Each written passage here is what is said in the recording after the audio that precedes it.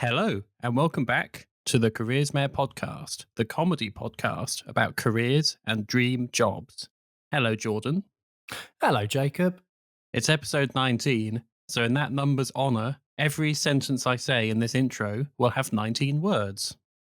I'm not going to do that, but I will be keeping count. You may be thinking that my first sentence was actually 2, but was a semicolon before hello, Jordan. I don't know if I should riff off of that or if I don't know what to say.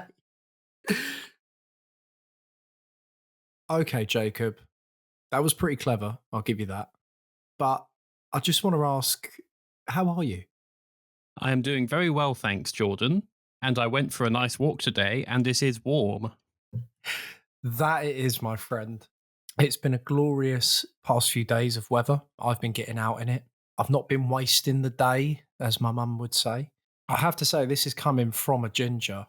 It is lovely. Normally, I'd be the first to complain about it being too hot, but I think we needed this. Wouldn't you agree, Jacob?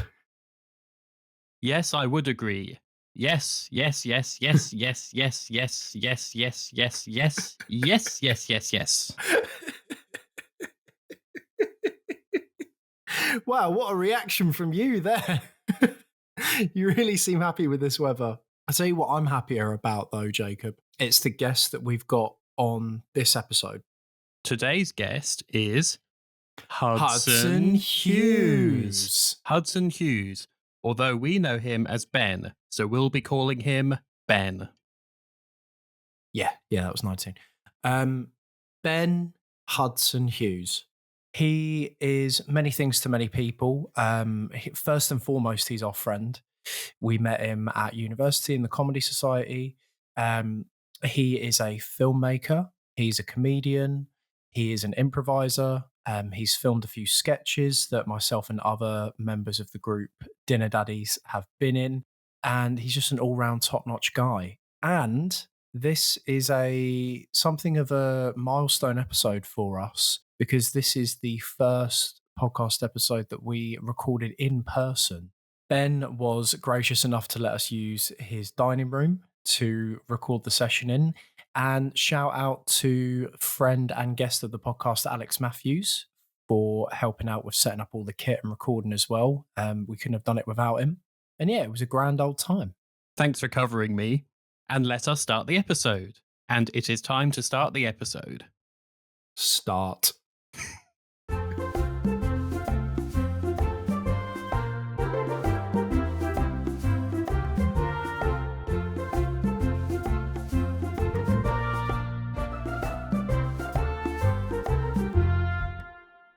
Ben, how are you doing today?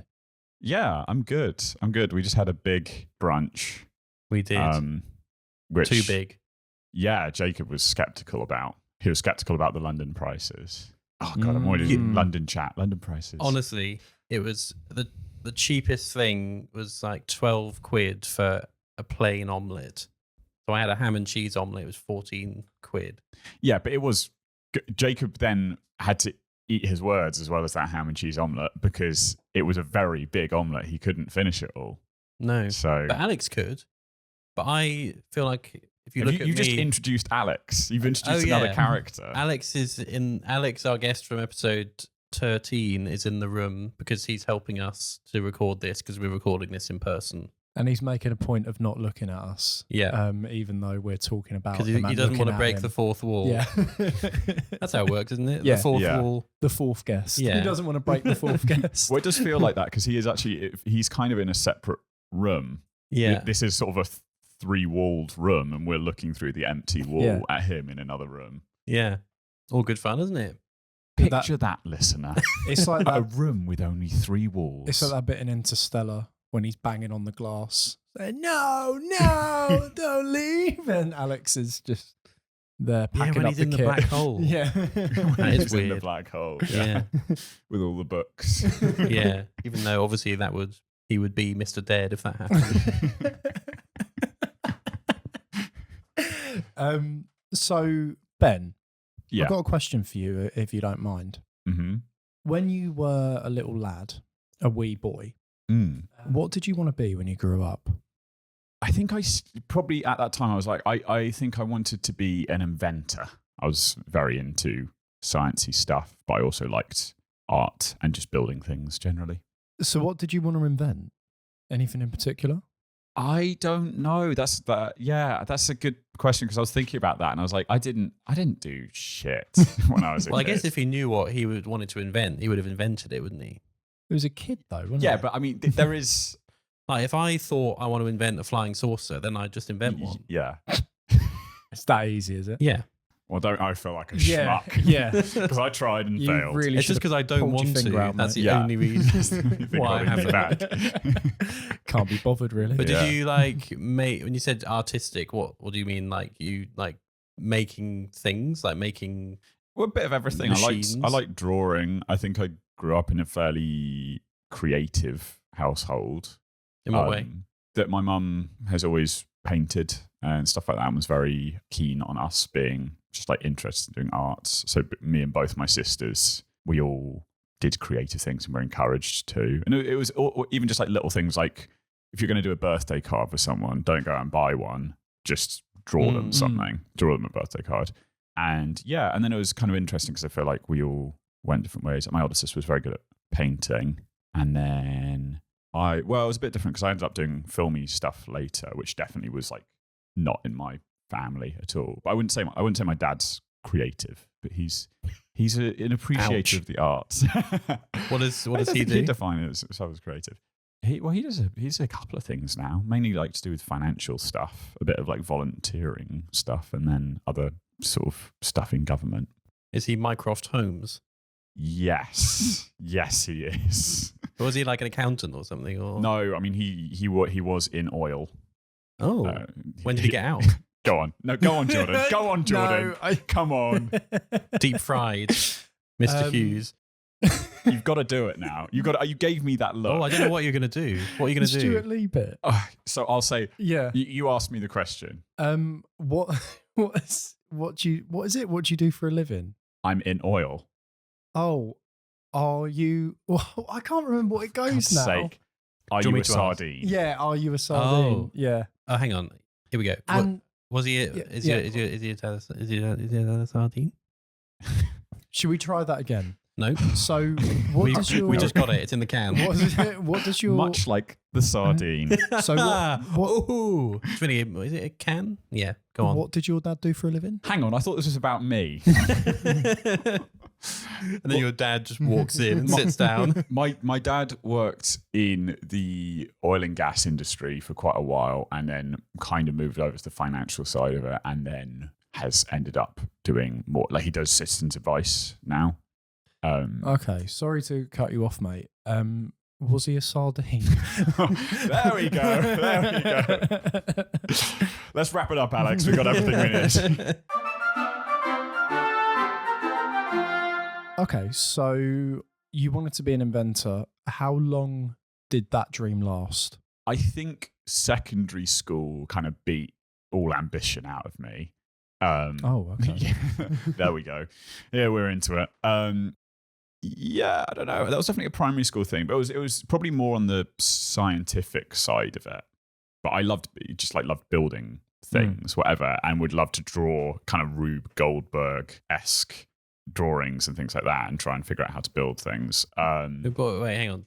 I thought that was the machine, like you knock over a domino and that makes Yeah. So what's the drawing side of that? Well, you draw one of those. Like Oh. map it out. Well, that's you an mean? easier way of doing Yeah. it, isn't it, than actually building it? You I slacker. was a child, Jacob. I was a child. As in, like, drawing, like drawing these like mad contraptions where it's like, oh, this turns this, and then steam powers this. Okay. Just doing these big weird drawings, like a blueprint. like a blueprint. Yes. And I've realized now that I don't think that dream has like died. Like, I still love building stuff, but it was probably when I went to secondary school, and then was just a bit like, oh, I don't really know what I want to do. Like, I still was making stuff just as much, but I didn't. Like what? Like what? Yeah. Like, what were you making? I would just build shit out of like Lego, or make little weird like stop motion films, or I don't know. Yeah. It just became a bit more broad. It wasn't like I want to be a scientific inventor who builds robots. Yeah. I just became someone who just generally liked making things. Did you have one of those electronics kits where you've got a little circuit board and things? Yeah. Very much so. Very much so. I actually had one where you could like they all snapped together. It wasn't like wires. I love that. Built Like the a little real radio. life version of that crocodile program you got on every computer in primary school. Remember that? What? Wait, with the clip? Yeah. Crocodile clips. Crocodile clips. Do you remember I that? don't remember that, no. Yeah, you could build like little circuits in it, and and then like try to make a light bulb light or something. And I was too busy kissing girls, mate. I don't that's- remember that. Yeah. when you were in primary school. Yeah, kissed them all. I was kissing them Yeah. on the computer games. Yeah. On the Sims. Yeah. On the On the Sims. crocodile clip with two light bulbs going. Yeah. Yeah. Don't mock me. Actually, was there? Okay, this is going to sound absolutely insane, but I'm going to say it anyway. Wasn't there in that crocodile program like a female crocodile with a little pink bow on it? You're crazy. Have I? They'll lock you up. Lock him up. Do you know? Is that? No, to be honest, I don't really. I went along with this. I'm not sure if I do remember this game, actually. It's not I a have game vague- though. It was like an educational thing. A lot of schools had on there. Yeah. I kind of wish I had more of that because I feel like when I actually came to doing more electronic stuff, I was I informed. remember there was a program that, because when I was in primary, I was really bad at maths. So my teacher was really good of her, actually. There was like a group of us who were a bit behind. So we come into school early, and there was a program we used to do that would teach us maths. And then if you got so many questions right, there was a bear who would like guide you through the questions. And when you got to a certain point, he'd go, "You're smarter than the average bear." Wow. And I distinctly remember always getting to that point and being like, "Get in." Yes. Stupid bears. So, like, when you were around that age, if someone, because that's something that like your family friends ask you, like, what do you want to do? What did you say? Did you say, "Oh, I want to make stuff or be an inventor," or did you have an answer? What, like secondary school? Probably not. I didn't have an idea. I kind of liked. I was getting more into. To even say making films, I was making like stop motions then. I wasn't making anything else, and I wasn't even making that much. But that was the thing I knew I enjoyed, and especially when I got to sort of like 14 or 15, I just like genuinely stopped enjoying any form of school. I still liked DT and art up until that point, and then I stopped enjoying that. Really? And so then, Did you become like one of the cool kids who just was like, "I don't care about any of this"? do you just ask me whether I was Stick one of the it to the cool kids teacher. at school? Yeah. Or did you try to be? No, not really.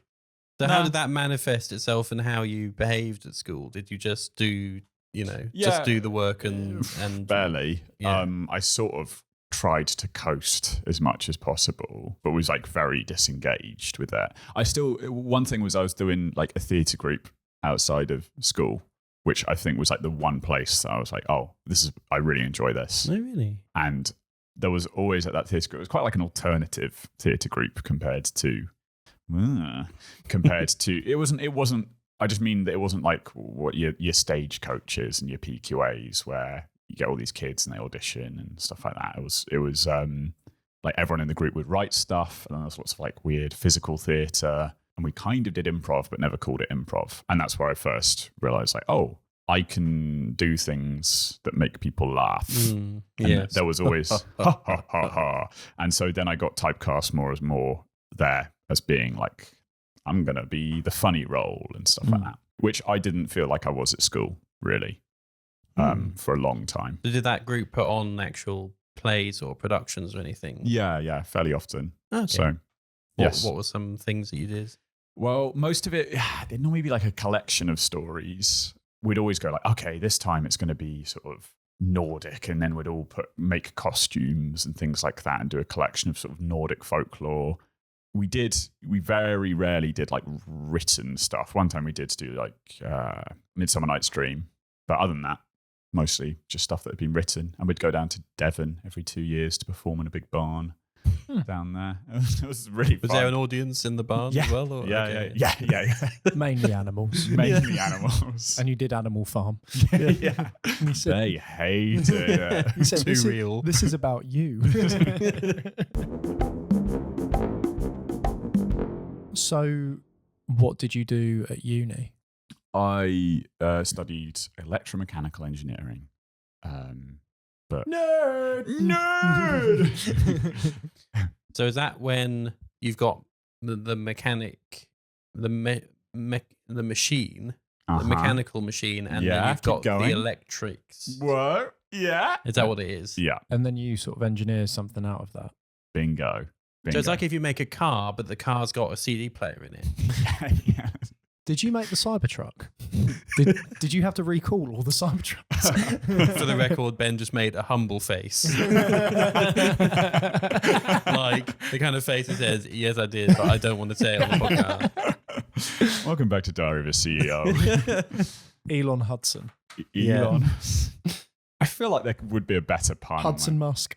Hudson Musk. That's when you haven't had a shower in a while. Some Hudson Musk. That's my new range of eau de toilette. Well, okay.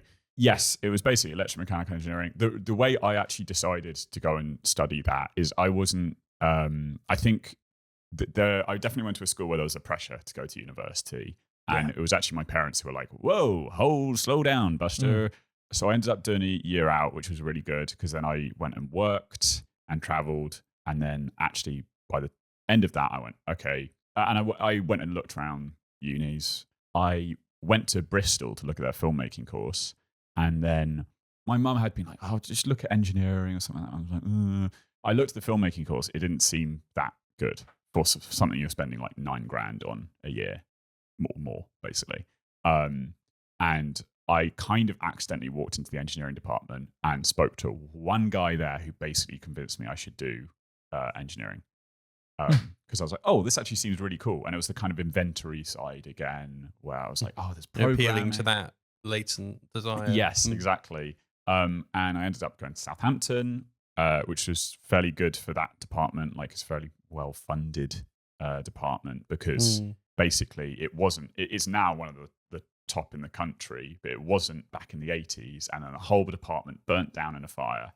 And the insurance basically gave them not the kit they already had, but the latest kit. And so suddenly it became one of the most like decked out departments in the country. Well, and now they have I like mean, a massive chip manufacturing thing. If any head of electromechanical engineering at any other universities are listening, you know what to do. You know what to do. Get out the matches. Yes, incitement to arson. First crime of the podcast. Get out of your bloody Bunsen burners, boys. But it was like a very intense course. But I'm going to be honest, I didn't actually study that hard. I don't tend to think about it that much. So let's just quickly go back. You said you were working in your year. So what was going on in your year? Job. That was a job. That's a If job. you're working, Here we that's a go. job. That's a job. 3 question marks. Yeah. There's a title of the podcast. What did you do in the year between sixth form and university then? I decided I wanted to go. Well, I decided I wanted to go traveling. I did. You decided you were going to do, and then you did. And then I did. In that order. Yeah, that's how I did it. Not the other way around. That would have been mental. Basically, because I was not really thinking about doing a year out. My parents were like, "You don't know what the hell you're doing. Maybe you should take a year out." And they were like, "You should maybe go. You could go traveling or something like that." And I was like, "No." And they went, "If you could go anywhere in the world, travel anywhere in the world, where would you go?" And I said, Japan. I said Japan. And I'm not really sure why I said Japan. It wasn't like I was into Dragon Ball anime Z. or what? Dragon Ball Z. Dragon Ball Z. Dragon Ball Z. No one calls it that. No one calls it that, No one calls Jacob. No one calls him JZ. I've been there. I asked them. That's why I went. Yes, my favorite Japanese letter, the letter Z. Z. The letter Z. But then I'd done like a paper round and stuff like that, but it was my first proper job where I was like, I'm going to game the system because I found a job that you can earn some decent money, and I was wrong. I became a lifeguard, and that was my first proper job. Yeah, I remember you. So I had to go and do the 2-week was it a 2-week course? I think it was a 2-week course. And it was grueling because you had to do the swim test every day. And after the first time I did that swim test, I thought, my bones hurt. I've never had my bones hurt before after exercise. Yeah. Well, the flesh was fine. It was just really concentrated pain. You could feel your skeleton. Yeah, the flesh was willing. The bones were not. How my marrow. my marrow hurts. It was terrible. I nearly gave it up because I was quite ill, and then I had to keep going in and doing this. And it was a mixture of like a first aid course and a lifeguard course, which is good because then you're qualified and you can go and do it anyway. Did you? I never did the test, but isn't there one where you've got to tread water for ages? Yeah, as part of the I test? think it was only like 10 or 15 minutes. That's still knackering though, isn't it? I've done it. Treading water for 15 I've minutes. done it we did the test because I did like a scuba diving thing and we trod water for quite a bit longer than that. So that was one thing where I was like, okay, I can do that. Yeah. Because as long as you're relaxed, you can. Oh, actually, to be fair, we did have to do it with our hands out the water for a while as well, which is hard. But it was more the test where you have to. There's two of you. One has to be the person being rescued, and one jumps in, and you've got to swim out in a certain amount of time and give them this. You have like the torpedo buoys, which is like the long floats. Drag them back with that, and then you've got to do another one where you jump. You've got like a 20-second rest, and then you jump in again, and you've got even less time to swim out and do a different type of rescue without the buoy where you get them under the chin. And you have to be ridiculously fast with it. And when I did it initially, I was paired with this guy who was like all muscle, and that he was No bones. no bones, So they couldn't bones. hurt. Yeah. And he was like a dead weight. It was horrible. And then I ended up getting paired with a guy who's a little more of my shape, which for some reason I'm very buoyant. I'm a buoyant boy. Buoyant Ben, we used to call you in uni. Buoyant Ben. I just can't drown him. He's so light. And it made it a lot easier to pass the test, and I did. And yeah, it is interesting to see because I've seen a couple of guys who were very muscly guys. You go, oh, they'll be fine. Absolutely fail that test because it's like the type of muscle groups you use, and also genuinely being kind of stacked in a certain way does just make you drop like a stone and water. So just for the listeners' benefit, people who won't have seen you before, how would you describe your build? Sort of like a Tim Burton-esque character come to life. Yeah. You seen Coraline, the dad in Coraline? Yeah. I think of you as the other mother. Agree. Yeah. And you've got Buttons fries as Yes, well. I do. Which I really had to get used to when I met you. Yeah. I've finally come round to it. So, previous guest on the pod, your friend of mine, Robin Harris, he was actually a lifeguard for the Olympic swimming team. Okay. And he described it as the most redundant job he's ever had. Yeah. So did you ever see action? Did you ever have to rescue people? A couple of times, but there was one time I was actually like, oh, that was a proper incident. Another time, there was a very old man who used to come swimming, and it was slightly terrifying because of how watching him swim. And this man, when I say he was old, he was very old. Like, it was impressive that he was still swimming, and the way he swam, you're like, oh god. And one time he was using a float, and I was talking to my duty manager, and we just stood by the pool, and this guy I think he had the float on his back or something. He was doing backstroke, and then he just flipped like a turtle in the water, and then kind of had his head stuck under because of the float was like under his feet or something.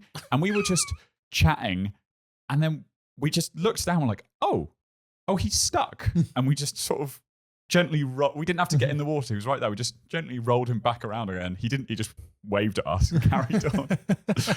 On my first day of lifeguarding, actually, I had an incident with that same man, where we were switching it from a lane swim where you've got all the ropes in to just a free swim where we take all the ropes out and people can splash around. And he was a bit confused. He thought that one of the lanes was going to be left in, and he didn't notice that I had unclipped the ropes at one side of the pool, and he was still swimming up and down. And then I'd reeled 2 of the ropes in, and 1 was left. And then he was shouting at me, going like, he was like, "Leave the lane! Leave the lane!" I'm like going, "No, it's not a lane swim." And everyone's looking because he's shouting, "Leave the lane!" at the top of his voice. And I just sighed and started reeling the rope in. And then he grabbed the other end of the rope. And he's going, "Leave the lane!" I think he's in water. He's not able to pull against me. He's this sort of 92-year-old man. And so I'm just pulling the rope and pulling him towards me. Knowing I'm pulling this. I don't want to have an argument with this man, but I'm literally pulling him towards me. He's going, "Leave the lane!" And then he gets right up to me because I've just reeled him in. Like a fish. Like a fish. And he's like, "I'm bloody annoyed." A bit like a modern day Lady and the Tramp, isn't it? Yeah, it really is. Lady and the Trout. Because he was a fish in the water. Laney and Lady. Lady in the trout. Leave the lady. To me, it was more like the story of the fisherman getting the wish fish, the fish that gives him 3 Oh, wishes. yes. Did he give you 3 wishes? No. Oh, Well, you know what they Just say. gave me an earful. Give a man a lane. little fish for a life. You might have to flip them over. I'm pretty sure it was you who told me. I think it was you told me that you had code words yes. on the radios. Yeah, this is actually because I genuinely was like, I'm not gonna like overthink what I was the job stuff for talking about this. Yeah. This is one thing I'm like, I need to talk about this. Yeah. Was you'll sometimes hear it on in London, sometimes on the tube, where they'll like, "Can an operator SANS get to the operations room?" It'll just repeat that really loudly, which basically means there's a fire somewhere. So they've got all these names. So like SANS or Sandy is usually for a fire. I think Blackbird is usually for a bomb threat.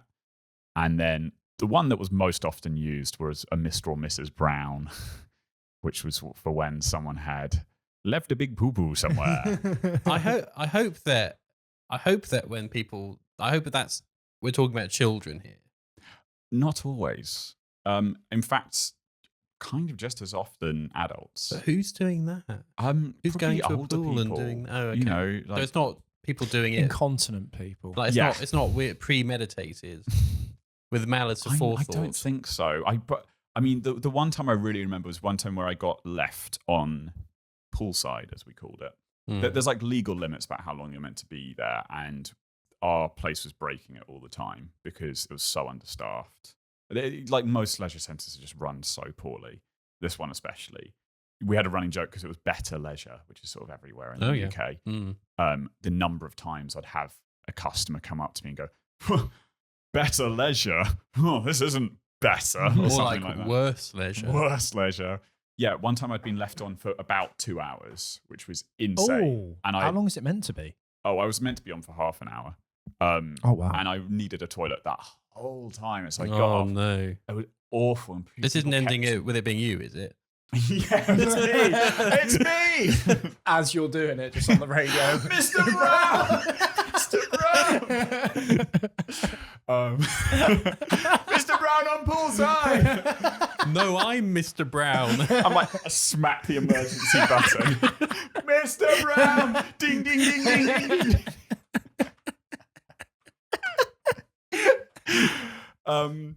No, so I eventually get relieved, and then I relieve myself in a toilet. Yeah. And as I'm in the toilet going, my radio goes off. It's like, "Ben, we've got a Mr. Brown in the hallway." And I go into the hallway, and what was that? Yeah, it was like someone had been kind of like bowling turds is the only way I could describe it. That's genuinely what it looked like. What was in there? 3 holes to put your fingers in. Yeah. Alex is, He's gone. he's gone. I love that band, Bowling for Turds. Bowling for turds. Yeah. Hang on, what do you mean? Okay, well, I guess you're about to explain what you mean. Well, I think you can imagine someone. It genuinely looked like they had been like with velocity had gone down the hallway, and it was too much for a child. Like if a child had produced that much, they would be seriously unwell. Even an adult, it was quite a lot for. What do you mean by bowling? Like, That's there what I were don't understand. streaks. There were streaks as though they had, so do you they think had they hit it at in like a And then there were 10 like an more. obtuse angle. And there were 10 more at the other end of the corridor. Well, there was like 3 separate ones, all of like the size of a normal. And there was a little telly saying strike on it, playing one of those mad graphics. Well, did they have the barriers up at the sides? yeah. The gutters. No, well, at least play properly without barriers. I wouldn't like to see When I was looking for a culprit, there was a man running out with bowling shoes. I wouldn't like to see the animation they play when you get a strike there. See, what that sounds like to me is, maybe they've done it by accident and then they've panicked and thought maybe I should kick it away. They must have been wearing some very loose shorts, Yeah. is all I'd say. Yeah. I know that it might just be me being stupid, but I still don't understand what you mean by bowling. As in, it looks like someone had grabbed a turd and rolled it down the hall. So you mean more like bowls than 10-pin bowling? What? Okay. Okay. What's the difference? I don't know. I guess It's still the I guess same in- effect, same isn't action. it? Yeah, yeah. No, I guess so. But I guess there are other things that I would I think love that of. that's what you're picking up on here. There's 3 massive shits on the floor, streaked down the hallway. What's the wrist action? No, yeah, I'll take it. Yeah, but stuff like that happens. I don't know. There's just a lot of cleaning out disgusting drains and things like that. Like being a lifeguard is basically being a glorified cleaner. Yeah. That's quite interesting. You wouldn't think of that because I thought that all you do is sit in a big chair. That's the other half of it. And to be fair, that's the bit I quite liked. I think because I like just like thinking up ideas basically for stories or films or something like that. I could quite easily entertain myself just sat there for an hour. While everyone drowns. While everyone drowns. "Hmm." Well, so this was the thing that there was other people who genuinely could not hack it. Like sitting there, they hated sitting by poolside. It was pretty hard doing an early shift, and you're really tired, and you're in a warm environment with like the sound of running water, and you've got to try and not fall asleep because if you fall That's asleep, a nightmare if you need the loo as well. yeah, it really is. Because also, if you fall asleep and someone drowned, like you could actually be liable as the lifeguard.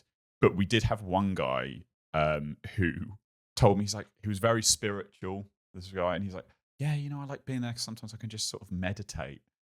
I don't think you should be doing that. I don't think you should be meditating on the poolside as a child just bubbles under.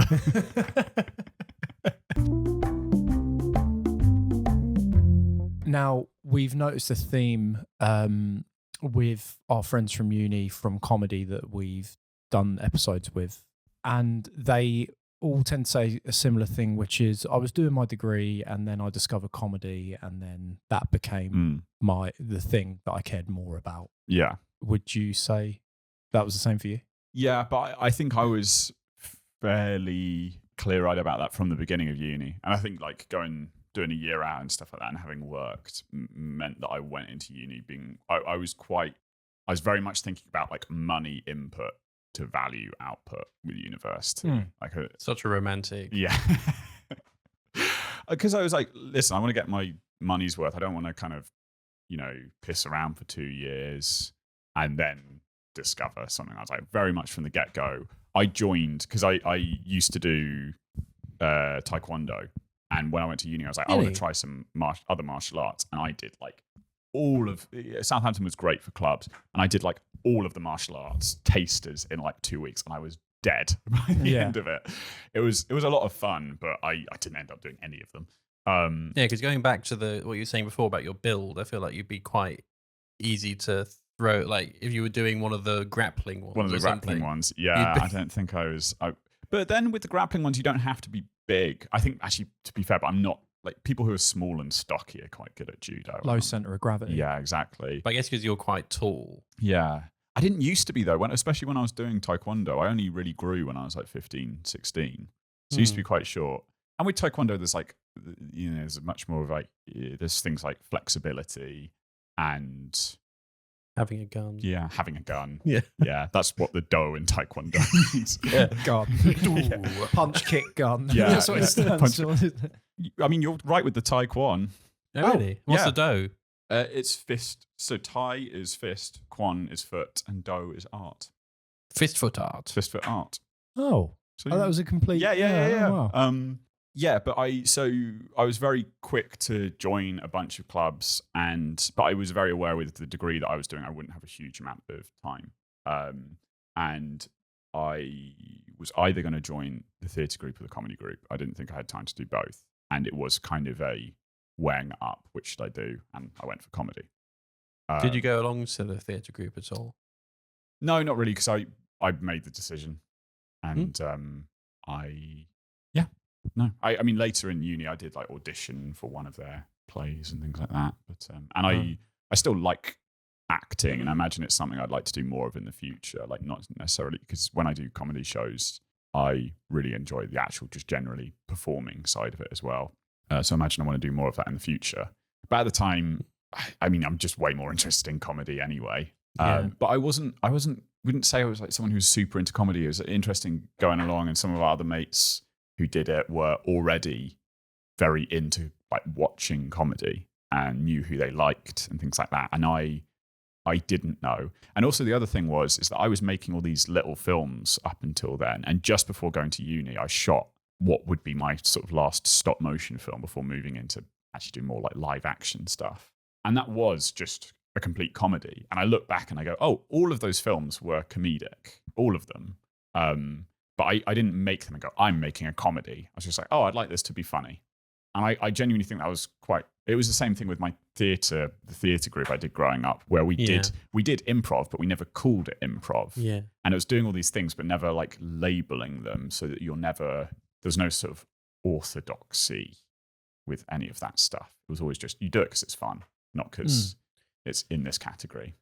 In my second year, I went back to I was getting back into filmmaking. The first year of uni, I was very much just doing the comedy. Your second year was that the year we did Mr. Yeah, Grin? so we did Mr. Grimm. We wrote this musical, and at that point, it was genuinely, there was a point that a point that I can pinpoint where I went, I think this is the happiest I've ever been. Oh. Because we were doing this musical. I was making, I never completed this. I was making another stop motion, but actually. Oh, that one, yeah. And I spent a year With the Repo Man. With the Repo Man. And we did From all the New voices from it. But to be fair, I think we both did voices of that, didn't we? Yeah, you did. And I did what was it? Like a news presenter or something? News presenter. Yeah. And it was so much I did fun. a rap. And this is the thing, we're talking about unfinished projects. Like only half the stuff I start gets finished. Yeah. Jacob has been lambasting me because we shot a sketch and I promised him a polygon dog in this sketch. Not the center of the sketch, by the way. It's just as in a dog, just to be clear, listeners, I mean a dog, a really badly rendered dog made of polygons that bows to the camera. and sort of its head clips into its body as it bows. And I have not delivered that yet. But there are several things that, and this stop motion was probably the biggest one of them, where I started that in my second year, and we had like 20 to 30 people do all the voice acting for it as a musical. It was way too ambitious, and I built loads of characters for it. I don't regret it, but it nearly killed me. And I think I remember actually staying in your room once Yeah. when you were away. Your whole room was like taken over by little and there was models. loads of tiny TVs, and I thought he's finally cracked. he's gone mad. But I think it was almost a experiment in willpower and kind of setting the scene. That's your brother, isn't it? Yeah. Willpower. An experiment for willpower. Yeah. He was grateful. I feel like it was slightly setting the stage for what came next. So I made a feature. Basically, I had been trying to make this stop motion. I'd gone, I don't think I can finish this. So I sit down and actually like kind of crunch the numbers about how much money I would need to make this stop motion. And I went, I could easily, I think, make a feature film with that money. I say easily, like there are, certain points of privilege. Like I moved back in with my parents after uni, and we had a garage. So I built this set in a garage. There was like a restaurant, a kitchen, and a toilet, all in this one set. We could have a camera that sort of moved through the space, and it's all kind of ridiculous comedy set in space. hence it being called Wednesday Headspace. And I kind of knew that there was going to be this Goldilocks period where a bunch of people I knew who were funny or good at making films and that kind of stuff were all graduating, but didn't have jobs yet. And I knew as soon as everyone got jobs, it was going to be very hard to try and make a film. So we shot basically the whole thing in 6 days. And I chose the period where everyone was having their graduation, which seems like it would be really inconvenient because we were losing people on different days to graduate. But that was the only time I could guarantee people were in the area, because we were shooting that near Reading, which is sort of an hour's drive from Southampton. And so there was like people who otherwise wouldn't have been in the country who were around. So yeah, it was like ridiculously intense, and I made loads of mistakes. And even looking back on it now, like just the lighting and the sound, I go, oh my God. Even by the time I'd finished editing the film, I look back and went, oh my God. But I am still proud of it. I haven't gone back and watched it in like years. But I still think it's funny, and it's just fun at the end of the day. I think it's a fun film. Well, it is very good. I think when it was still sort of in post-production, I think you sent me a link to it, and then I didn't get around to watching it straight away, but then I did watch it when I just had an operation and I was signed off work for 3 weeks, but I was fine. So I just had like 3 weeks off work for nothing. And then I sat down and watched it, and I was at home by myself, and I did actually laugh out loud several times, which if you do that when you're by yourself, that's high praise. That was a real vote of confidence for me that Jacob Power had laughed out loud by himself at my film. Oh, that's nice. The man with circuits for veins. I don't really laugh that much, I guess. So I'm not like one of these people that's always laughing at Yeah, but I everything, wouldn't say you have some people who really don't laugh. Yeah. Who really don't laugh. I wouldn't say you're one of those people. No.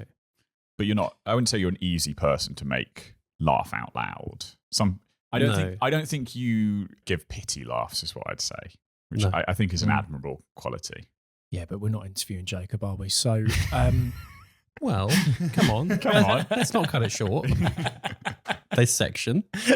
We can stretch this out for the rest of the episode. No, but yeah, it was very good, and it had some friends of the podcast in it. Mr. Randall, Mr. Sankar. Mr. Sankar. That's about it, I think. Yeah. But yeah, pretty good. Yeah, but one mistake, I say one mistake that I made with it.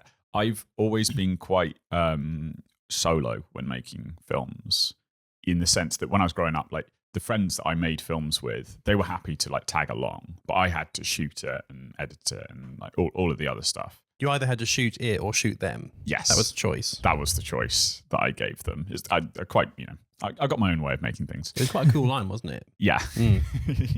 Well done. They were crying, but they didn't really, I feel like they didn't really appreciate it. Yeah. Second crime of the podcast. Second crime.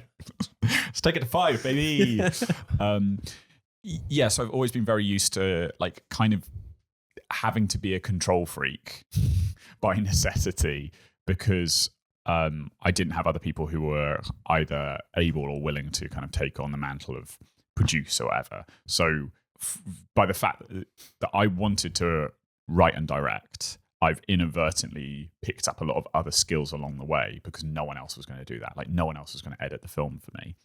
And so that became a huge thing. I edited the film and then I showed it to people. They liked it. We had a screening down in Southampton and had a bunch of people there. It was really nice.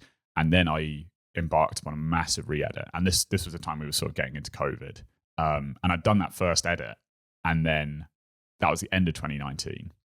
And then I went, right, 2020, I'm going to get outside. I've been sat inside. I was trying to make the stop motion. I was trying to make this film.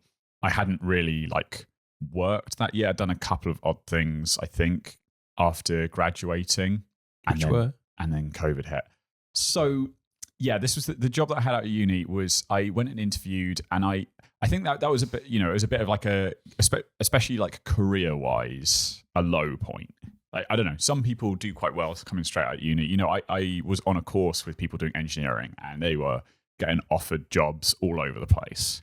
And I'd basically been like, I'm not going to be an engineer. I wasn't even, it didn't even like cross my mind at any point to be like actually go and apply for engineering jobs. So I was applying for sort of videography stuff, any kind of companies. But to be honest, the jobs I was applying for, my heart really wasn't in it. Like going and working for a company that makes adverts and things like that, fairly small time stuff as well.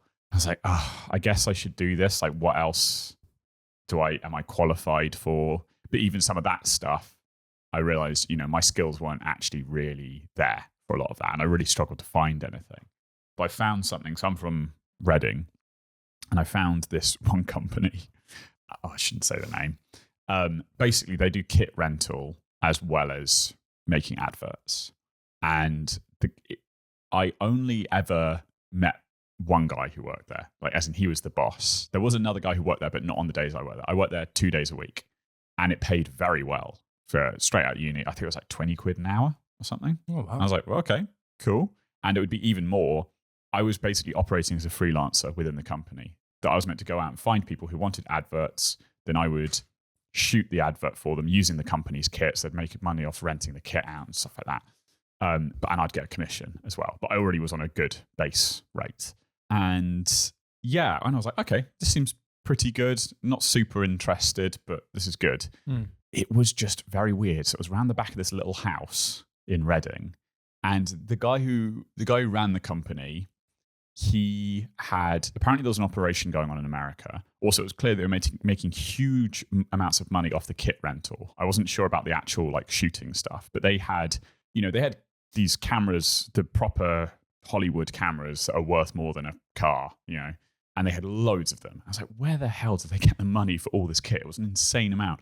And the owner of the company had like a Lamborghini, another sports car, and like a van. And he had parked them all in this like tiny, tiny car parking space in the house. Like he had a garage in the house that took up like a big portion of the house. It was a very mad situation already. I was like, where the hell's this money coming from? And on my first day, he said, right, so your job is like, you've got to go and make some leads. You've got to go get contacts, like to shoot adverts. And I was like, okay, who, where? And he went, I don't know, just call companies. I was like, what do you mean companies? Like, I don't know, just find some companies. And I was like, what, should I just like go on Google Maps and look in the local area? And he went, oh yeah, that's actually quite a good idea. I went, okay. So I just sat there and I just typed in like businesses on Google Maps and was going around and cold calling these companies going, do you want an advert? And this is like, we're going into the start of COVID here. It hasn't really hit, but we're going into the start of it. People don't really want adverts at this point. If I find one company on my first day that does, as a refrigeration company, and they're like, oh, do you want to come over this afternoon to pitch to us? I was like, oh, okay, cool, great. I've got a lead. And I put the phone down and I turn to my boss and I say, oh, I've got a lead like for this refrigeration company. He goes, oh, cool, right, well, off you go. And I was like, what, just me? He's like, yeah.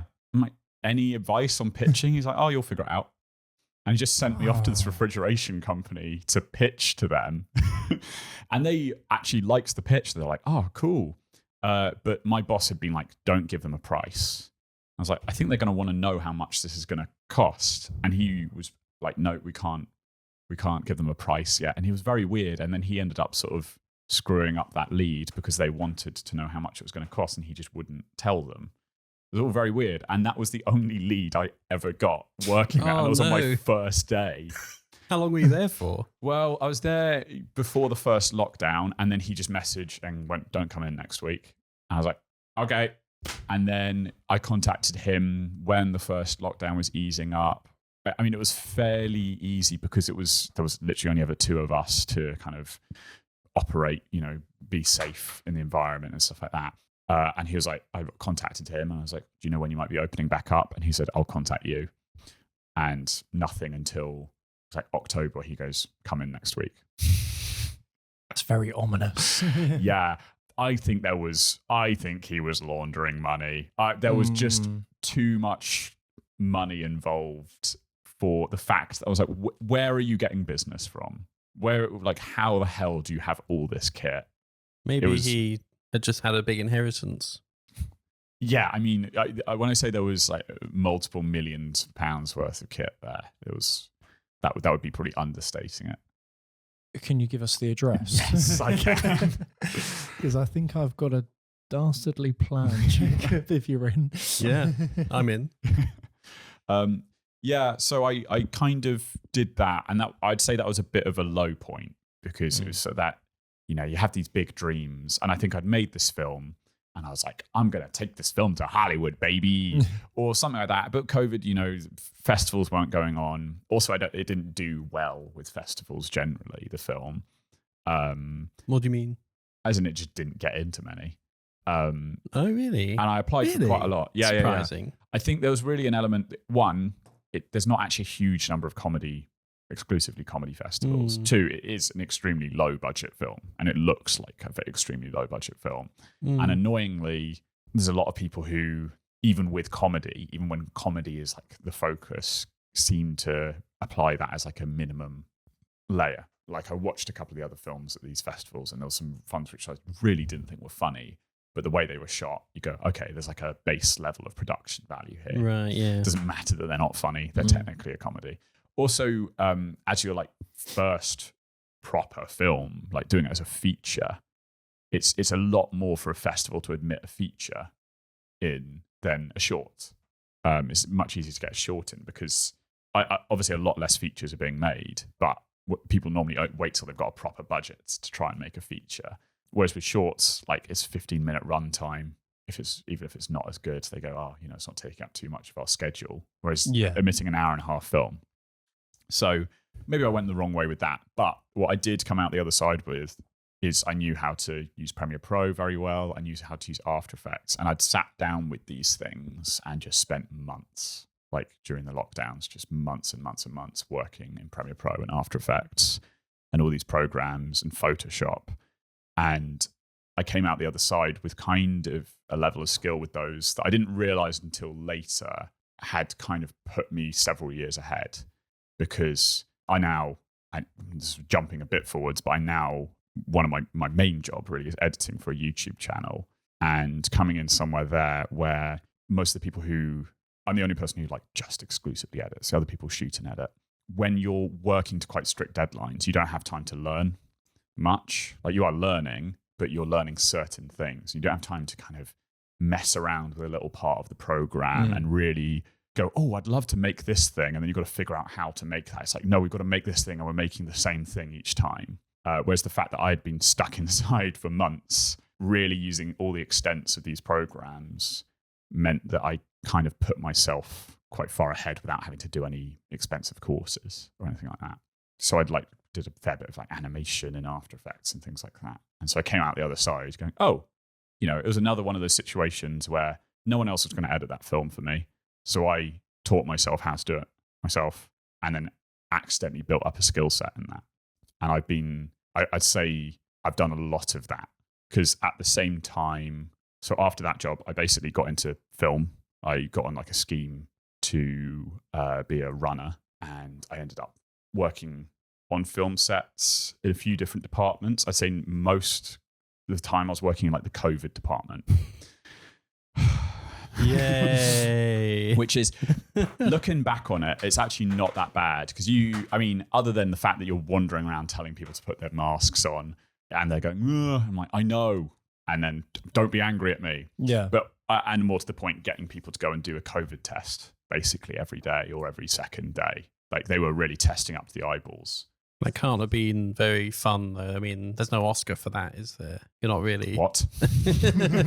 You weren't really. You mustn't have felt like you were really progressing in the film industry by doing that stuff. It's an interesting one. So I ended up working for Marvel. That was like the biggest job I had. And there was actually quite a bit of progression there, because COVID was this very weird thing where that wasn't a department. It was an offshoot of health and safety, and it became a department. And my boss on the Marvel one, she was actually quite a big deal within Disney and Marvel. And so when people had heard that she had hired me, like, oh my God, she hired you. And it had quite a bit of clout with it. Was she Wonder Woman? Yes, she was Wonder Woman. Don't be silly. It was She-Hulk. She-Hulk attorney at law. And yeah, but it was just this mad thing where it's like, actually, people were like, oh my God, she's normally really picky about who she chooses. Like, now they just needed someone the next day and no one wanted to do that job. But the people I know who I worked with have moved up quite fast because it was generally a job not a huge number of people wanted to do.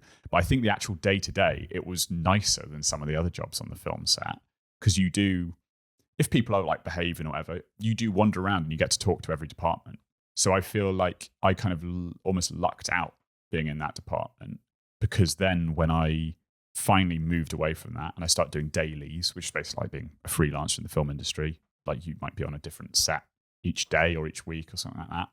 And you're basically you could have like an agent, equivalent of an agent, or just be picking up work because you know enough people that they'll message you and go, are you around next week for this? I started doing more like I wasn't an assistant director, but I was in that department. The more traditional thing, what people think of runners.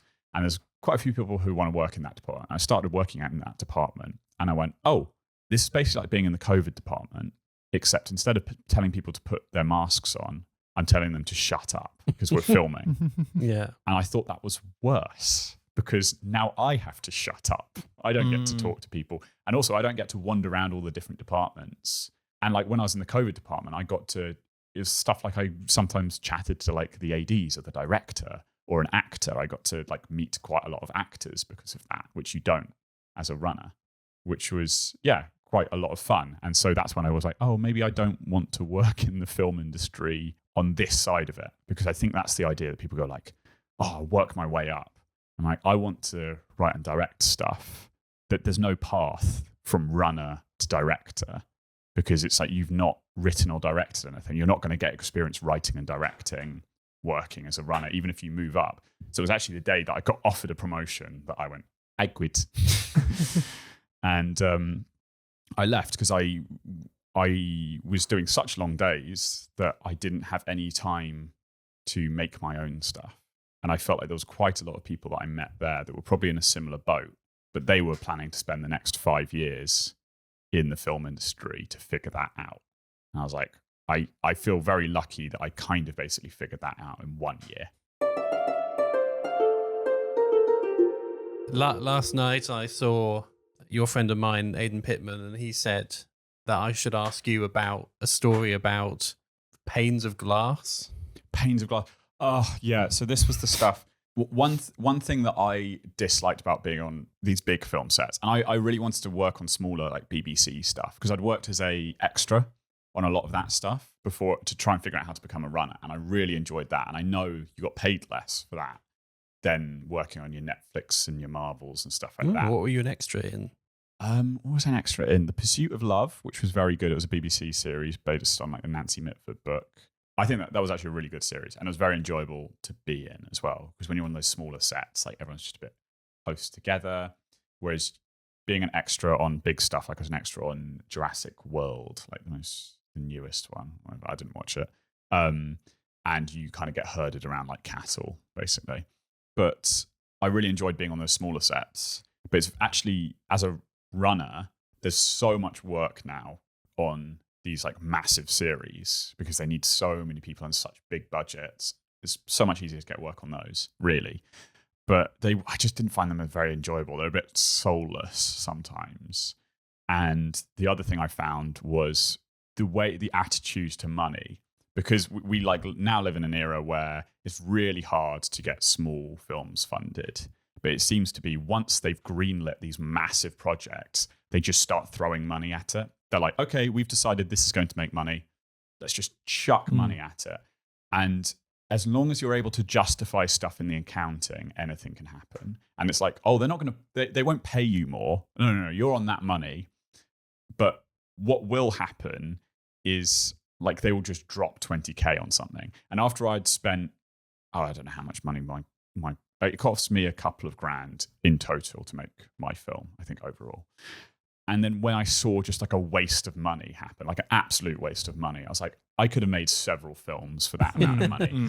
And I think the culmination of that was when, before we started shooting on this Marvel project, we were in a kind of a big converted office warehouse thing as the headquarters. And we had all the departments in there. So I'd be wandering through, you'd have the stunt team doing crazy things in one room, the props team doing stuff in another room. And we were trying to set up like a new office space. And because of COVID, we were having to put like screens between all the desks. And we'd been given all of these horrible curved glass screens. And they were really heavy and cumbersome. And they'd spent like 20 grand on all of these. And they were really slippery as well. So there was several times where someone would accidentally drop one.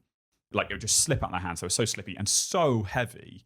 And it would just turn into hexagons. Like they were, that safety glass. Yeah. Where you'd hit a corner of one of them and they'd just go and just turn into hexagons, like the whole thing. And the construction team were like, we could build you Perspex ones. We've got a bit of time. We could build you all these Perspex ones really quickly. And you'd have more of them. And they're really lightweight. And they'd actually fit the desks better. Because a curved glass screen doesn't fit on a flat desk really easily. And we were like, oh, great. We took this to the sort of higher ups and they were like, no, because we've got to be seen to be using these glass screens that we spent 20 grand on. And we're like, oh my God, I can't believe we're having to use these for like no reason. And then we were putting a bunch of them back in storage when we were starting to shoot. And they were loading them all into these vans, but like really precariously. They were sort of standing them upright on pallets and then wrapping them in cling film, and the cling film was the only thing like holding them up. And and basically that was at the headquarters. They were driving them down to this ridiculous warehouse that's full of loads of Marvel props from former sets. It's kind of an amazing place, but it was like a 2-hour drive, and I was meant to follow this huge truck in my car. And this happened to me so many times working in film. When I used to work for like the greens team doing like landscaping and like dealt with construction and all of that, people, when I pointed out something that was really stupid, and people would just go, don't overthink it. And it was so often that someone at the top would say something kind of offhand, not really thinking about it. And by the time it's reached you, it's like gospel. Like they've been like, they want this now. Yeah. And that happens so often. And there's so few layers of critical thinking applied in between. And I never got in trouble for it. I think it actually benefited me in the long run, being the person who always asked why. And because then in the end, people do recognize that and go, oh, you were right about that. Yeah.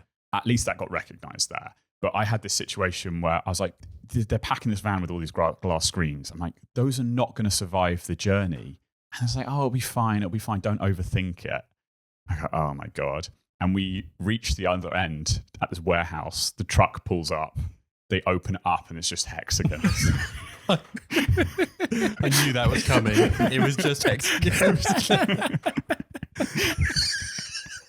Did it all sort of spill out it was the just back everywhere. of the... Oh. But the thing is because it was an incident, they got to write it off. And they were like, okay, now we can use all the Perspex screens. What, as in on insurance? Well, write it off in the sense that everything had to be explained to the accounting department. And if they had bought all of these and not used it, they're going to get in trouble from the accountants from spending all this money. But it's like, oh, this accidentally broke. Look, that goes into the contingency budget and stuff like that. Yeah. Suddenly we can now do this other thing. Because it was no one's fault. How could we predict that was going to happen? Has that changed your view on hexagons as a shape? Fundamentally. So you would never go to the Giant's Causeway again? No, have not been, do not intend to go. Okay. Are they hexagons? Can we punch that up? No, it's Jamie, fine. can we get it up on the screen? Just saw I think they might be octagons. Just saw Alex sort of motion at his phone. So you were a runner. Yeah. And now you work for a YouTube channel about running. Whoa. Yeah. That's right, isn't it? Oh, you're done. Okay. Yeah. Yeah, that is right. I work for a YouTube channel that makes videos about running, and I like it. I'm not a huge runner myself. I've got more into it, but my coworkers are. Is it a rule that you always have to run around the office? Yes, which makes editing a nightmare. Yeah. No, I like working somewhere where it's kind of, there's a focus in it and like there's a community around it. Like they've got loads of people who come to events that get organized, and I'm not going to all of those, but it's nice to just have, to be making content where it's like, I'm not the most interested party in this. But the difference between working that and like an advertising agency where I'm like, advertising agency, the problem I found when I interviewed for those kind of companies, like, I really don't give a shit about what we're making. And it's like you might end up working for companies that you actually literally disagree with what they're making or just don't think it's valuable for anyone. Whereas I work for a company where I'm bringing value with editing, and I think the thing we're making has value. Like, it's actually, we get emails all the time of people who said their lives have been changed by this. And that's probably a small fraction of the people, but even people, like, it's a mixture of like entertainment, but also sort of inspirational videos, like our presenters going and running like a ultra marathon or something like that and having this whole story behind it, and people following their journeys and being really connected with those presenters. And I think that's like really nice. I really like it. Yeah. And, you know, it's not, they know it's not my dream job at the company. I know it's not my dream job, but it's like, for now, it's like really, really nice job. Like, in terms of jobs that aren't your dream job, it's like really good. And sometimes, like, my dad got a discount on some running shoes because he mentioned that his son worked for this YouTube channel. Yeah. Yeah. And so it's like known within that kind of group of people. There's quite a lot of people who run. But outside of that, I've started another thing where I've kind of accidentally fallen into something is with photography. And I used to take photos a while ago. Like, when I was on my year out when I went to Japan, I got quite into taking photos because I met a bunch of people out there who were photographers, were all great photographers. And they were all Thai, and they all had their own like English name. But sometimes their English name is based off a literal translation of their name, and sometimes it's based off a part of their Thai name. But they all sounded like 90s rappers because they were called P, Ice, Zero, and Boss. Nice. I love those guys. Sounds like a ragtag bunch of misfits. I think Zero is the South African Zorro, isn't he? Yeah. Takes a photo. But yeah, and they them, but especially one called Dom. I didn't mention him because he's got the most normal, boring name, should I say? But yeah, especially Dom really taught me a lot about photography. And now I do photos, but mainly studio stuff for comedians. Like, I started doing that because we've got a lot of friends who do comedy who needed headshots because you got to look professional when you're a comedian. And I saw a lot of people who didn't have that. And I was like, oh, I reckon I could do that.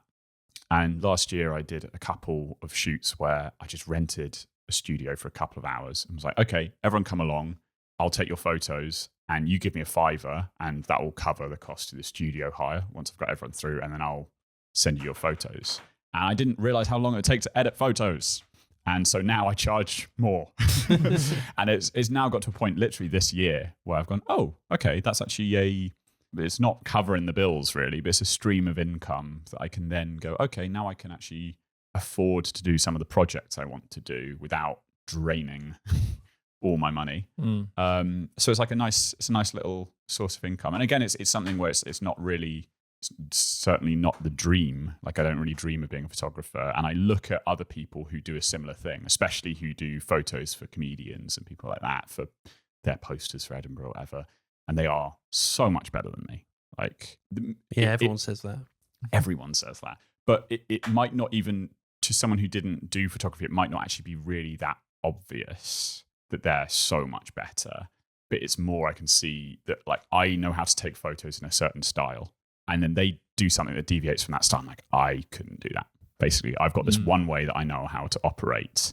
And I also go, I have no desire to get to that level with photography, which tells me it's a good source of income, but I don't want to be a photographer. A bit like editing. Yeah. Where it's like good source of income, but hopefully one day I'll move away and I'll never have to edit anything ever again. And you'll move into your dream job, much like we are segueing into the dream job section. I think I heard a 2-wheeled vehicle go past, and I think it was a Segway. That's my mum. She's just gone past on a Segway. Oh, I thought you were saying your mum was a 2-wheeled vehicle. Don't ever talk about my mum like that again. Sorry, Mrs. Andrews, even though Jordan had said it. I want the listeners to know that I've just slapped Jacob across the face.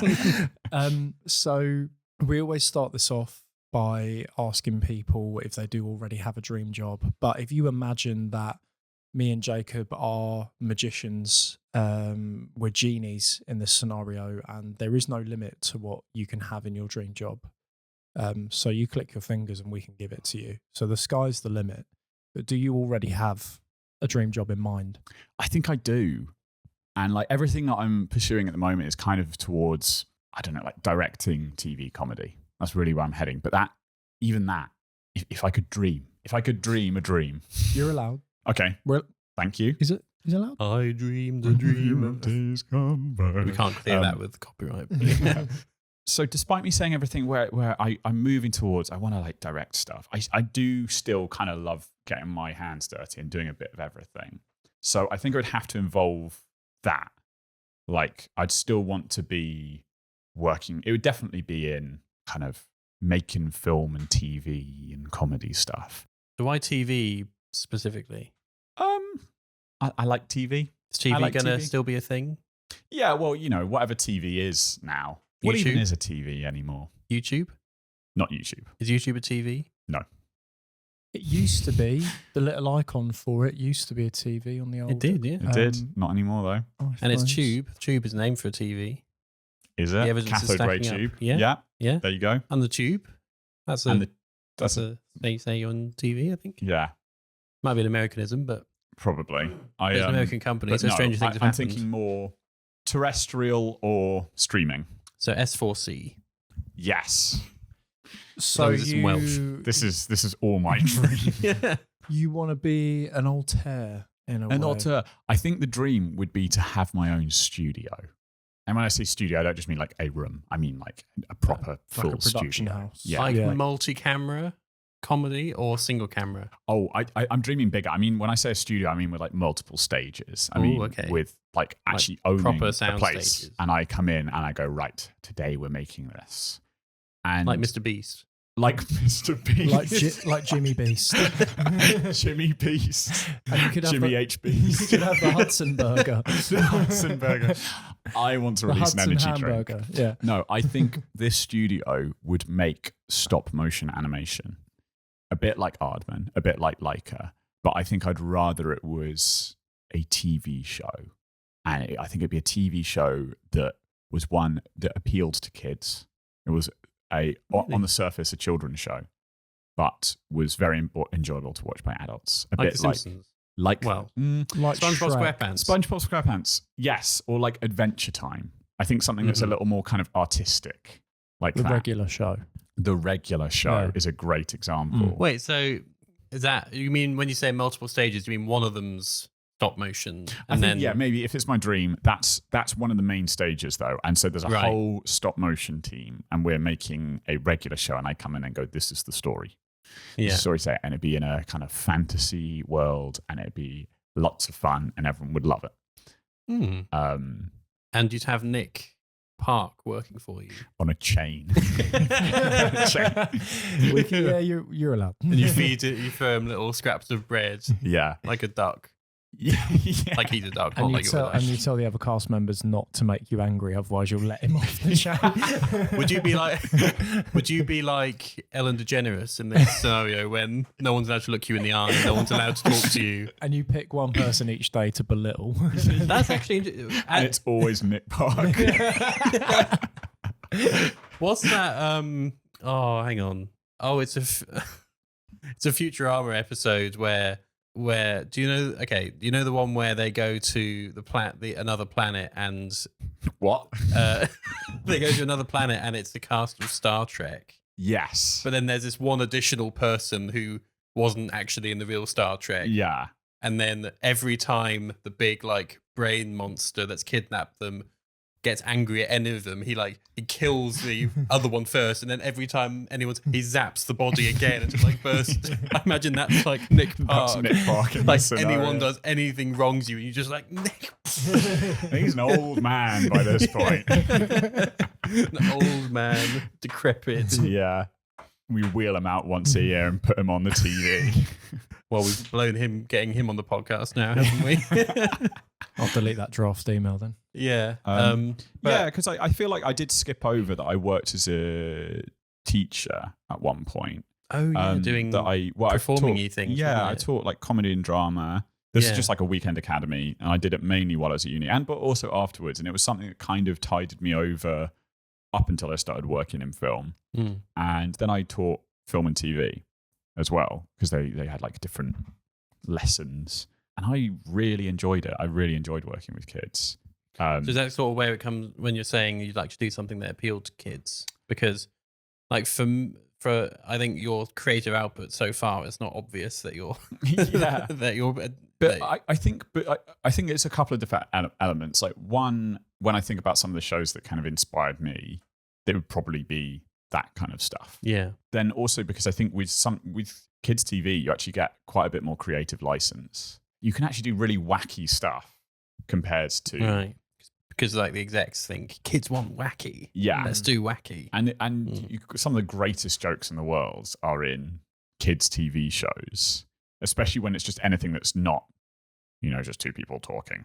And you get to do really crazy things. And like with SpongeBob, my favourite running gag is whenever anyone falls off of like a tall ledge or they're launched away, they then explode. Yeah. It's Yeah, like exactly. a mushroom cloud. Exactly. That kind of stuff. Yeah. And if you did that in a adult comedy show, it's like, oh, that's wacky. That's weird. So it's the show aimed more at kids. Is that the stop motion one, or is that a different I think one? that's the stop motion one. Okay. I think that's the stop motion. So you've got the stop motion studio, and then what's the other one? What are the other ones? I think probably producing comedy films, and I'd have Like features or shorts? Features, comedy films and TV. I think that's something I'd be really interested in, especially, going to get really jingoistic here. British comedy, because like British comedy films have like died a death, basically, really. Like, when was the last time you went to the cinema to watch a British comedy film? I'd go so far as to say that I could probably not get all the way through counting on my hand to think of any comedy films at all that I like, apart from Wednesday in Space. But there aren't that many good comedy films at all, I wouldn't say.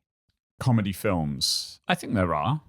That's a massive. It's a big swing. That's a big swing. But this is another thing. I genuinely do think, that's why comedy TV, because there is so much comedy TV being produced at the moment that's great. I think it's harder to make a comedy film than a comedy TV show. And I do think, TV lends itself to the format of like with sitcom and everything. Yeah, because it's like the rising action, which is specifically with comedy, that's quite hard to sustain over a whole film, isn't it? Yeah, exactly. And I think there are amazing comedy films, and I'd like to see more of them. But we really do have a problem with like everything has to be for an international market now.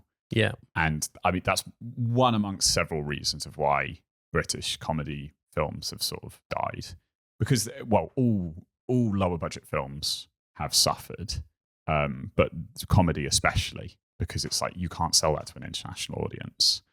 So, but I think it's not something where it can't work. It's just people can't be bothered, basically. So I think if you managed to make a studio which was known for making that, like you had the Ealing comedies and stuff like that, it can come back.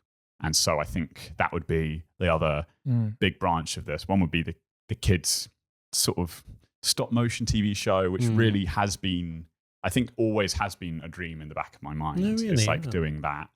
Well, I tried to make a stop motion, and in many ways that was kind of that, really.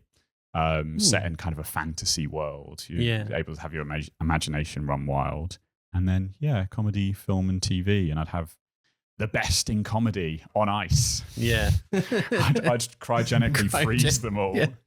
Like a big sort of walk-in freezer. They're hanging from hooks, but like hooks, like, there's like a harness or something. It's not, it's not too dark. And I pull a lever and Peter Kay drops to the floor. Okay, here's a good question. What would you cast Peter Kay in? Do you think, like, what kind of role would you want to see him play if he was in one of your? Do you remember that Doctor Who episode he was in? Yeah, when he played the Absorbaloff. Well, you want to do a sequel? I want to do a spin-off film that's just him as the Absorbaloff. Well, like when he keeps like trying to like accidentally absorbing things and going, oh god. Yeah, I think it's sort of like a Midas situation. Where for some reason he wished to be able to absorb things. I think that's his species, isn't it? In like that's because he's from the sister planet from the planet where the Slovene come from. Oh, is that the thing? Okay, think yeah, so, but yeah. it's the Absorbaloth in New York is Yeah. the film. An American Absorbaloff in London. Yes. Yeah. Yeah. And Okay. there's a whole thing about mistaken identity. Yeah. Who else would be in that film? Other comedians? I just think everyone from Phoenix Nights. Yeah. Plus we need an American. We need an American to sell it. Who'd be his foil? His foil. John Hamm. John Hamm. I watched Yeah. series 5 of Fargo recently that he's the villain in. That's Is very he? good. Yeah. I like Fargo. It's Big very fan good. of Fargo. Yeah. Yes. Yeah, so I think that film actually, fuck that kids program. Yeah. We're taking all the budget. We're gutting the stop motion department. I was going to ask actually, because obviously in the dream job we could give you an unlimited budget for everything, but then I Yeah. thought that I quite don't a think lot I'd of want people that. wouldn't want an unlimited budget No. because you wouldn't be creative with a lot of things. No. Who, Also, I couldn't really excuse paying all these people minimum wage. especially Nick Park. He's getting less than They would minimum, isn't he? unionise. Yeah. I think we can make him exempt from the National Minimum Wage Act for the purposes of this and from the laws against, false imprisonment and all those other things. Oh yeah, I would want enough money to sway the law. I guess you could have diplomatic immunity. Yeah. I want a bit like the way that the Warner Brothers, the Warner Brothers, Yeah. Tom and Jim. influenced laws in New Zealand around unionisation. It's really dark what they did. You want a head of government affairs who does that stuff for you. The executives from Warner Brothers literally met with the New Zealand government before they met and made The Hobbit and basically hammered out some new laws that practically banned Really? it changed loads of rules about unions being able to go on strike in New Zealand and stuff like that. Ooh. So they're all threatening to go on strike. And they basically threatened to pull the film from New Zealand. This took a dark turn. But yeah, this So is you what want to I do that as well? I want that power. Do you I want don't a union think I'd- bust? Yeah, I'm gonna union bust. I'm going to send out what were they called? The Pinkertons in America. Goddamn Pinkertons. In the 1800s, they were just like this group of privately hired guys who would go around and beat up people on picket lines. What kind of boss do you think you would be, apart from to Nick Park? Firm but fair. I'd have a gun. I'd have my director's gun. You never use it, but it would just I be, never use it. You might occasionally just sort of lift up Yeah, your I'd have shirt the, just I'd so have you the show like it. the one button on it that I undo. Yeah, so that people yeah. know. I think I'd be merciful, but I want people to. The first thing they say about Hudson Hughes is he's merciful. Yeah. You do walk around the studio on stilts. So you let everyone know you've got a funny side to you as well. Yeah. It'd be quite scary if someone ran at you on stilts, wouldn't it? Like if we just walked outside your house now and we looked down the street and there was someone running down the street at you wearing stilts. Especially if they were like a really well-known director. Martin I Scorsese. was just about to say if it was Scorsese. Who featured in Anand's dream job as well, I Yeah. think. He was coming into his club. If he was on stilts, I suppose he'd be normal, like, wouldn't he? He would. Yeah. He'd just be at eye level with us. Oh, Yeah. I think also I probably. he'd be taller than sorry, you. sorry to jam this at the end, but with Anand's one, there was something about a jazz club, wasn't there? Yeah, And I yeah, was yeah. just thinking about music. If this was my dream, I could have anything. Like Yeah. genuinely, I always do dream about being good at music, Okay. which I'm not. Yeah. I mean, I could probably get good at like playing an instrument if I really As in, tried, like, but yeah, I haven't. Composition or playing or both. Just playing, just performing. just I performing, really okay. do. I'd love to be able to kind of sing and I don't know, play like maybe not guitar, maybe it's like saxophone really well. I think saxophone would be my dream instrument. to Okay. play. Well, we can give you that. Yeah. So I think maybe like once a month we open up the studio, or maybe like I don't know, once every 6 months we open up the studio so people can come along and we have like a music night in the studio. That would be good. That Or would be maybe really at the fun. end of each shooting day as well, before everyone's allowed to leave, they're like, you need to come out and do a real passionate. like a 10-minute sax solo. And if anyone, and there's like a compulsory round of applause at the end of it. And it doesn't count as overtime. And the last person to stop, or the first person to stop applauding gets fired. They just hear Get thrown in the cage. They with just Nick hear Cage. With Nick Cage. Nick Cage. That's what they call it, the Nick Cage. That's where they keep it. I meant Nick Park, but yeah, Nick Cage can be in there as well. Yeah, we can make that happen. That's fine. Would you I like like to, as a one-off treat, and we don't normally do this, but would you like to be able to just one-off time travel, go back and be the person who in the apocryphal story bursts into the studio and does the sax solo in, what was it, Baker Street? Oh, is that what was supposed to have happened? Yeah. What, to make that true? As in, it turns out that that was you all along and you went so back in you time. like giving me the option that either I never get to time travel or I do get to time travel, but this is my only Just that option. once. Yeah. Just that one. Well, yeah, I guess I would take it. Yeah. I mean, I guess I'd have to take it. Do you know what? I'm so stupid. I was genuinely about to say, I just need to say this is not me trying to be funny. I was genuinely about to say this. That while you were back there, you could check the lottery numbers.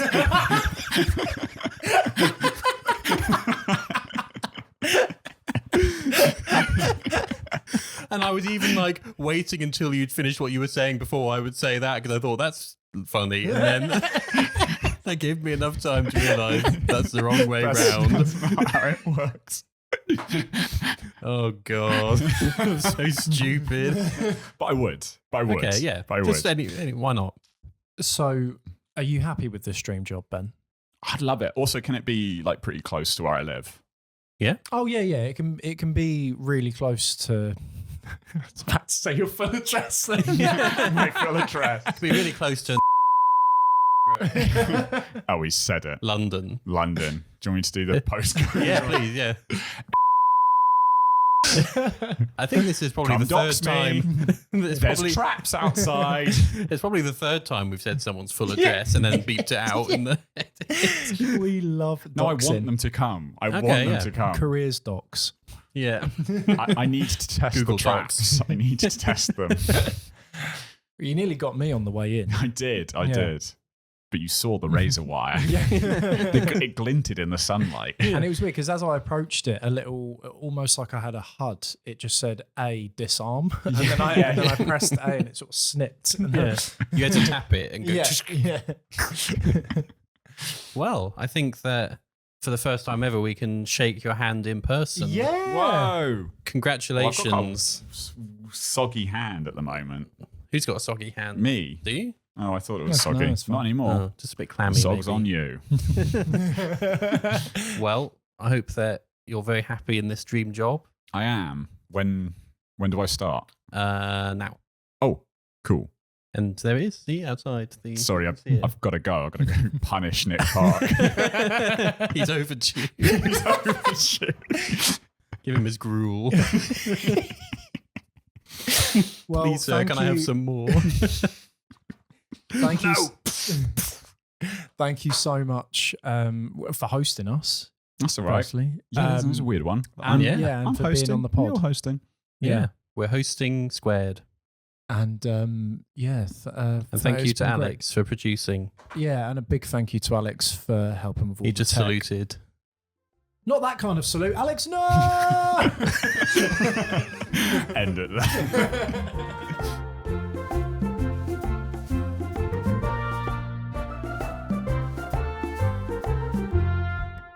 Well, Nick Park, if you're out there, watch out, because Hudson's gonna get ya. Yeah. And also, if you're listening and you want to come on the podcast, I know you might not want to now, but you know, We we can want have you to know- Ben chained up if you want. Yeah. It's a dream job. Anything can happen. And I want you to know that we don't hold any ill will towards you, or at least I don't. Ben really does.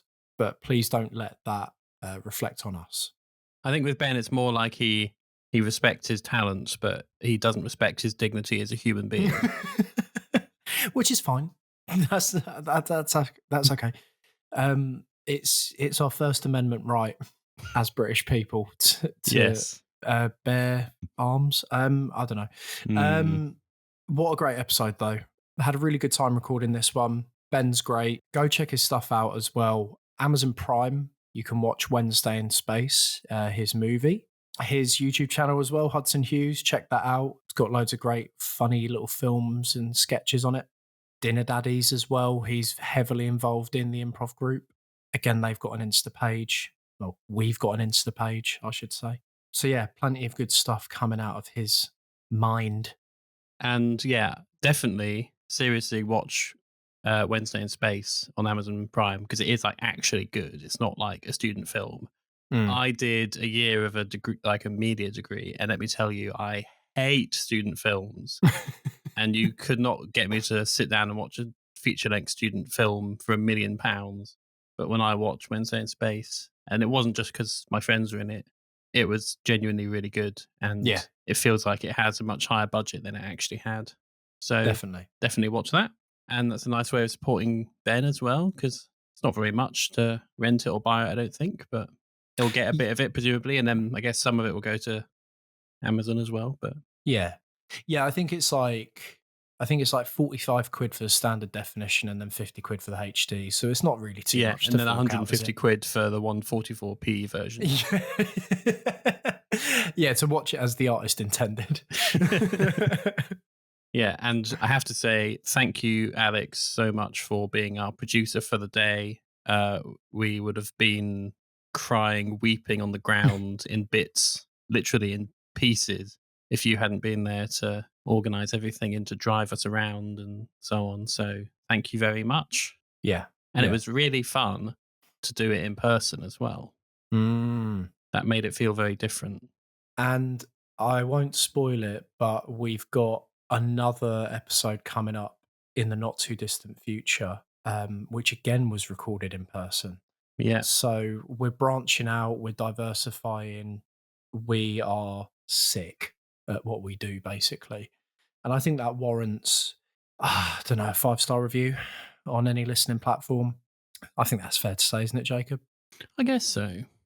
Yeah. And if you want to send us any money in the post, just do that. That'd be nice. Yeah, just write podcast on the envelope and they'll know where to send it.